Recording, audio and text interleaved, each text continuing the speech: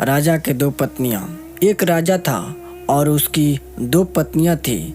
एक बहुत काली थी और एक बहुत गोरी थी। जो गोरी थी उसको अपने गोरापन का बहुत घमंड था और जो काली थी वह बहुत भोली थी।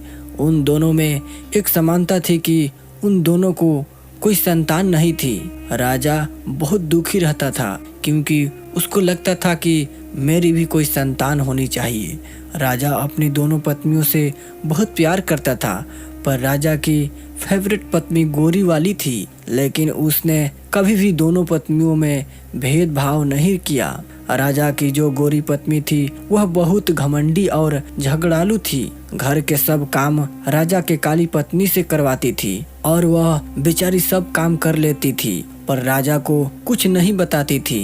एक दिन राजा की दोनों पत्नियों का बहुत बड़ा झगड़ा हुआ और राजा की गोरी पत्नी ने काली पत्नी को महल से निकाल दिया। काली रानी ने राजा को सारी बातें बताई और राजा उसे कहने लगा कि मैं तुम्हारे लिए अलग महल बनवा दूंगा, तुम उस महल में रहना। फिर राजा ने महल के सामने छोटा एक महल बनवाया और उस घर में काली रानी को रहने को बोला। एक दिन राजा दूसरे राज्य में घूमने के लिए जा रहा था, तो वो अपने दोनों पत्नियों से कहा, तुम दोनों को क्या सामान चाहिए मुझे बता दो, मैं तुम दोनों के लिए लेकर आऊंगा। तब राजा गोरी पत्नी के पास गया और उसे कहने लगा, तुम्हें बाजार से क्या चाहिए? तो वह बोली, मुझे मेकअप का सारा सामान चाहिए। फिर वह काली पत्नी के पास गया और उसे कहने लगा, तुम्हें बाजार से क्या चाहिए? फिर वह राजा से बोली कि मुझे एक छोटा बंदर चाहिए। वह बोला कि ठीक है, मैं लेकर आऊंगा।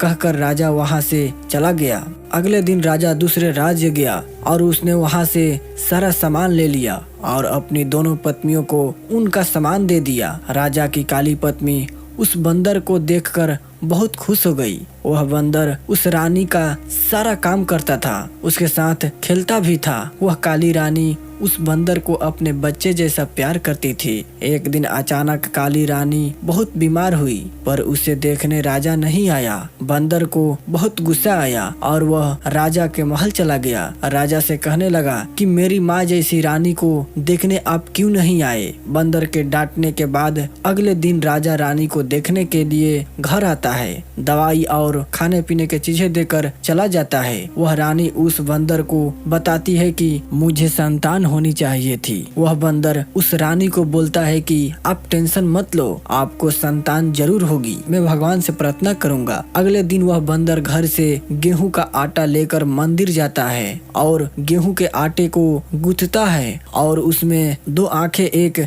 नाक, दो हाथ, दो पैर ऐसे बनाता है और भगवान से प्रार्थना करता है। भगवान उस बंदर की प्रार्थना सुनकर उस आटे के गोले को एक छोटा बच्चा बना देते हैं और वहाँ बंदर उस बच्चे को देखकर बहुत खुश हो जाता है। बच्चे लेकर काली रानी के गोद में दे देता है। काली रानी उस बच्चे को देखकर बहुत खुश हो जाती है, बंदर का शुक्रिया करती है। राजा को खबर मिलती है कि काली रानी को बच्चा हो गया। राजा बहुत खुश हो जाता है, उसकी खुशी का कोई ठिकाना नहीं रहता। ढोल नगाड़े लेकर रानी के घर जाता है, उसे महल आने के लिए कहता है। काली रानी खुशी से अपने बच्चे को लेकर महल जाती है और राजा उस गोरी रानी को घर से निकाल देता है और काली रानी को अपने पास रख लेता है। दोस्तों, इस कहानी से हमें यह सीख मिलती है कि कभी भी किसी बात का घमंड नहीं करना चाहिए।